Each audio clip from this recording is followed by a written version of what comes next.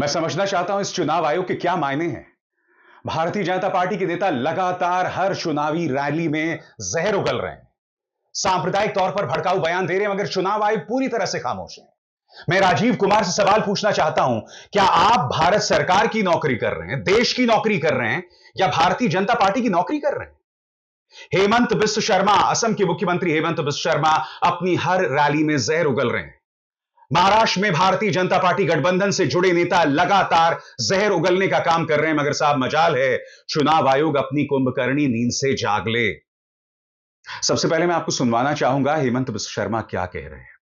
मुद्दा सिर्फ यह नहीं है कि चंद वोट हासिल करने के लिए वो लोग सांप्रदायिक तौर पर भड़काऊ बयान दे रहे हैं। मुद्दा यह है कि ये लोग इस देश के हिंदुओं को मूर्ख समझते हैं, देश के हिंदुओं की बुद्धिमत्ता को चुनौती दे रहे हैं, देश के हिंदुओं को डरा धमका रहे हैं, क्योंकि इसके अलावा इन्हें वोट हासिल करना नहीं आता है। डराओ धमकाओ बस। सुनिए क्या कहा हेमंत बिस्व शर्मा ने। हमेशा के लुप्त हो जाएगा, हम हारेगा ना। ये पीताम्बर नीलांबर सिद्धू कानू भगवान बिरसा मुंडा का भूमि अर्थात इरफान अंसारी आलमगीर आलम लूट लेगा ये लोग। हमारा बेटियों को लूटा, हमारा जमीन को लूटा, हमारा सरकार को लूटा, हमारा अहंकार को लूटा। हमें आवाज उठाना है, हमें एक होना है।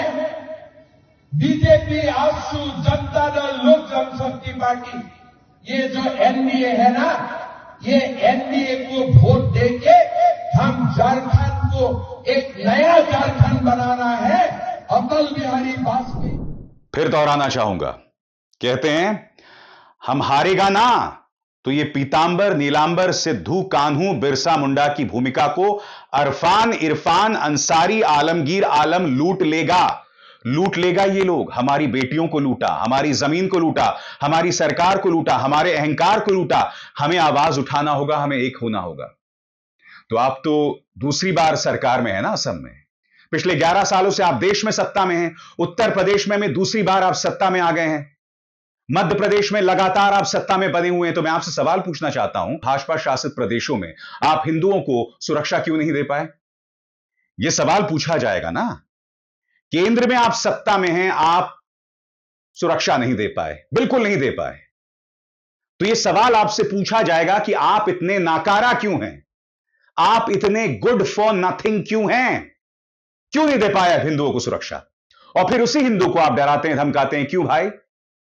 सबसे बड़ी बात दोस्तों, ये वही हेमंत बिस्व शर्मा हैं जो लगातार कहते रहते हैं कि गौ हत्या पर पाबंदी लगनी चाहिए, यानी कि खाने के लिए गौ मांस का जो इस्तेमाल होता है उस पर पाबंदी लगनी चाहिए। और जब पत्रकार इनसे पूछते हैं कि भाई तमाम राज्यों में आपकी सरकार है, आप क्या कर रहे हैं, तो उनका जवाब सुनिए क्या कह रहे हैं। संविधान में लिखा है कि गौ हत्या नहीं होना चाहिए। हाँ, बट अभी इंडिया बीफ एक्सपोर्ट में टॉप 5 कंट्री में होना नहीं चाहिए, बंद करना चाहिए ना। तो होम डिपार्टमेंट भी आपके हाथ में, सरकार आपके हाथ में, तो आप गौ हत्या क्यों बंद नहीं कर सकते? मैंने ये बता रहा हूँ, हमें करना चाहिए, देश में माहौल बनना चाहिए। हमारा देश में यूसीसी होना चाहिए, गो हत्या बंद होना चाहिए। एनओ सरकार का काम नहीं है, एनओ सरकार का काम नहीं है। तो हमारा लोगों का सोल में जो हम लोग गो आप एक्सपोर्ट में किया, बट इंटरनल हम भी इंटरनल भी तो खाते हैं। गवर्नमेंट के अंडर में होता है ना। एक बंद करने से गो हत्या बंद होगा? आपको गो हत्या का खिलाफ पूरा एक माहौल बनाना पड़ेगा। इसीलिए मैं कह रहा हूं दोस्तों, भाजपा के नेता आपको सिर्फ मूर्ख समझते हैं। सत्ता में ये लोग हैं इन तमाम राज्यों में। केरल में इनका एक नेता कहता है कि अगर हम सत्ता में आ गए केरल में तो आपको बीफ की बेहतरीन क्वालिटी देंगे। यही काम ये लोग गोवा में कर रहे हैं। पूर्वोत्तर में कई जगहों पे या तो सरकार है या सरकार में साझेदार हैं। वहां पर मैं समझना चाहता हूं गौ मांस पर रोक क्यों नहीं है? यहां पर किस पर ठीकरा फोड़ा जा रहा है? जनता पर फोड़ा जा रहा है कि आपको सोचना चाहिए सरकार क्या कर सकती है। अरे भाई, अगर सरकार कुछ नहीं कर सकती है तो जाइए विपक्ष में जाकर बैठिए ना, क्योंकि सरकार में बैठकर भी ये लोग विपक्ष पर दोष मढ़ते हैं। अगर हिंदू खतरे में है तो तुम क्या कर रहे हो पिछले 11 सालों से, सवाल तो किया जाएगा ना। और सबसे बड़ी बात, जो बाबर या बाबरी वजूद में ही नहीं है, उसे ये लोग बार बार याद करते हैं। सुनिए क्या कहा था इन्होंने। देश का कोने कोने में भी वो ऐसा ही बाबर को पाल के रखा है। भाइयों और बहनों, हमें ऐसा ही करना है जैसे अयोध्या में बाबर राज का खत्म हुआ, भव्य राम मंदिर निर्माण हुआ, ये देश में भी जो छोटे मोटे अभी भी बाबर घूम रहा है, सबको धक्का दे दे के हमें ये देश से निकालना है। सबको धक्का दे दे के हमें ये देश से निकालना है। मैं आपसे एक सवाल पूछना चाहता हूं, यहां पर बाबर और बाबरी के ब्रांड एम्बेसडर कौन है? कौन है बाबर का परम भक्त? कौन कब्र में दफन एक बाबर को बार बार याद करता है? और बाबरी को तो तोड़ ही दिया गया था ना, फिर भी तुम बाबरी को याद करते हो। मैं आपसे बार बार कह रहा हूं, अपनी मानसिक तरक्की के लिए क्या आपको इस तरह से जहरीला होना जरूरी है? जो वजूद में ही नहीं है उससे ये लोग बार बार याद करते हैं और अपनी हर चुनावी रैली में इसी तरह से जहर उगलते हैं। याद है आपको नीतीश राणा ने कुछ हफ्तों पहले क्या कहा था? मस्जिद में घुसकर मारेंगे। क्या चुनाव आयोग ने इन पर कोई एक्शन लिया? नहीं लिया। क्या इन पर कोई एफआईआर दर्ज हुई? नहीं हुई। इसी तरह से महिला अस्मिता और महिला सम्मान के मुद्दे पर दोहरे मापदंड हैं, चाहे चुनाव आयोग हो या राष्ट्रीय महिला आयोग। मगर सबसे पहले सुनिए नीतीश राणे ने क्या कहा। हमारे रामगिरी महाराज के खिलाफ अगर कुछ भी मस्ती तुम लोगों ने किसने भी की तो तुम्हारे मस्जिदों के अंदर आके चुन चुन के मारेंगे, इतना ध्यान में रखो। और कहा सो कहा दोस्तों, एक और मंच पर जाकर उसे जायज ठहरा रहे हैं। असदुद्दीन ओवैसी के बारे में भड़काऊ बयान दे रहे हैं जो एक सांसद हैं। सुनिए इंडिया टीवी के मंच पर क्या कहा था। 24 घंटे के लिए पुलिस को छुट्टी पर भेज दो, हिंदू ताकत दिखा देंगे। जो हिंदुओं को तिरछी नजर से देखेगा वो फिर अपने अब्बा का चेहरा भी नहीं देख पाएगा। और अगर कोई ओवैसी की जुबान काट कर लाएगा तो मैं इनाम दूंगा। कुछ गलत नहीं, सब सही है। वापिस रिपीट करना है तो आपके शो पे भी बोल सकता हूं। अच्छा, रिपीट भी कर सकते हैं, कोई डर वर नहीं है आपको? किस चीज का डर? हमारे हिंदू राष्ट्र में हिंदुओं को डरने की कोई जरूरत नहीं। क्या ऐसे नेताओं पर कोई एफआईआर होगी?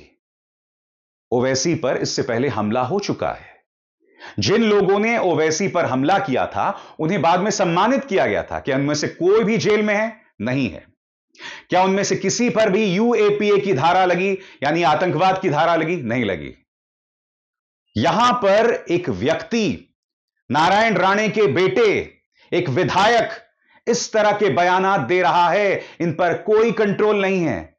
उन्हीं बयानों को बार बार दोहरा रहा है। चुनाव आयोग पूरी तरह से खामोश है। मैं समझना चाहता हूं क्यों।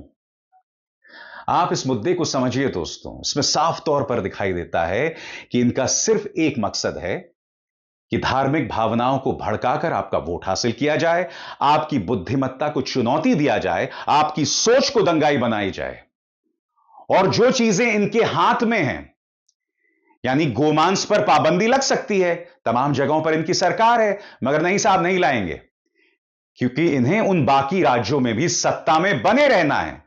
यानी बाकी तमाम राज्यों में काऊ इज मम्मी, मगर गोवा में काऊ इज यम्मी।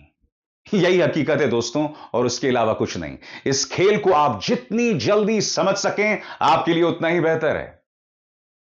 मगर बात यहां नहीं रुकती है दोस्तों। महिला सम्मान के मुद्दे पर याद कीजिएगा, महाराष्ट्र में बाला साहब थोराट की बेटी डॉक्टर जयश्री के बारे में सुजय विखे पाटिल के एक सहयोगी ने शर्मनाक बयान दिया था उनके बेटे के पितृत्व के बारे में। कितने बाप हैं, बेटा किसका है यह नहीं पता, इस तरह से बयानात दिया था। क्या राष्ट्रीय महिला आयोग ने कोई संज्ञान लिया? नहीं लिया। किसके बारे में संज्ञान लिया यह भी मैं आपको बताऊंगा, मगर सुनिए सुजय विखे पाटिल के इस नेता ने किस तरह की शर्मनाक बात डॉक्टर जयश्री के बारे में कही थी। त्यांची कोणती ती काय, त्यांची नात का काय, ती तर बोलते म्हणते माझा बाप सगळ्यांचा बाप, माझा बाप सगळ्यांचाच बाप आहे म्हणे। हिला काही कळत नाही। अरे तुला सुद्धा पोरं कसे झाले प्रश्न आहे। आपल्या कन्येला समजवा, नाहीतर मग आम्ही इलेक्शन काळात मैदानात उतरलो तो तुमची मुलगी घराच्या बाहेर पडू शकणार नाही। यहां पर आप सीधे तौर पर किसी के बाप पर सवाल उठा रहे हैं, किसी महिला के चरित्र पर सवाल उठा रहे हैं। इतनी गंदी बात कही आपने।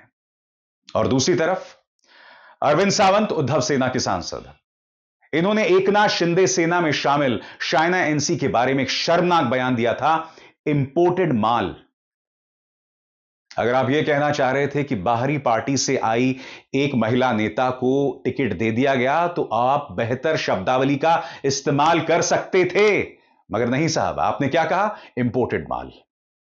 अब माफी मांग रहे हैं। चलिए, कम से कम माफी तो मांगी, मगर मैं आपसे पूछना चाहता हूं, आपकी किस तरह की सोच है कि किसी महिला नेता के बारे में अगर आपका मुंह खुलेगा तो आप इंपोर्टेड माल जैसे शब्दों का इस्तेमाल करेंगे? अब आप न सिर्फ माफी मांग रहे हैं, मगर आप यह भी कह रहे हैं कि भाई भाजपा के नेताओं ने क्या क्या कहा, उन पर कोई एफआईआर हुई क्या? आपकी बात सही हो सकती है, मगर आपने उस शब्दावली का इस्तेमाल किया ही क्यों? अब सुनिए अरविंद सावंत क्या कह रहे हैं। क्योंकि पिछले एक दिन से बड़ा माहौल भारतवर्ष में मचाया जा रहा है कि अरविंद सावंत जी ने किसी महिलाओं का अपमान किया। जिंदगी में नहीं किया। 55 साल राजनीति में हूं, अगर हुआ तो मैं उल्टा अग्रणी रहा हूं उनको सम्मानित करने में। उसके मैं उदाहरण बहुत कुछ दे सकता हूं कैसे मैं अग्रणी रहा हूं।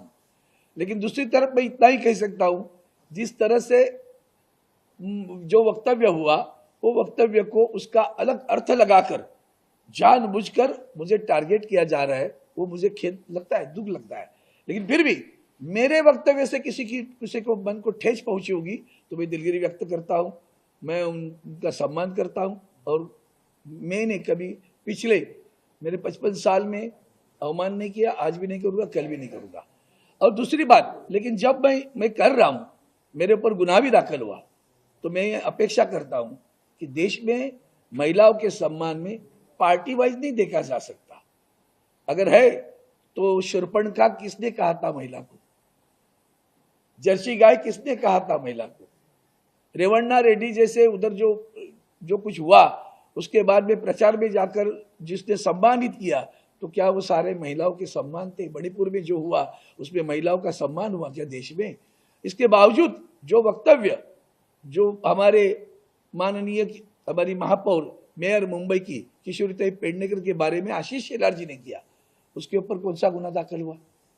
वामन मात्रे हमारी पत्रकार भगिनी को जिस तरह से उस दिन बोला, उसके ऊपर कौन सा गुना दाखिल हुआ? हाल ही में ठाणे में महिला पर फिर ये इनके पार्टी के ही पदाधिकारी ने अत्याचार किया, आंदोलन हुआ ठाणा में, कौन सा गुना दाखिल हुआ? हमारे यहाँ जो पूर्व सांसद है उन्होंने जो कुछ किया उसके ऊपर कौन सा गुना दाखिल हुआ? राम कदम जी जो विधायक है उन्होंने जो कुछ बोला उसके ऊपर कौन सा गुना दाखिल हुआ?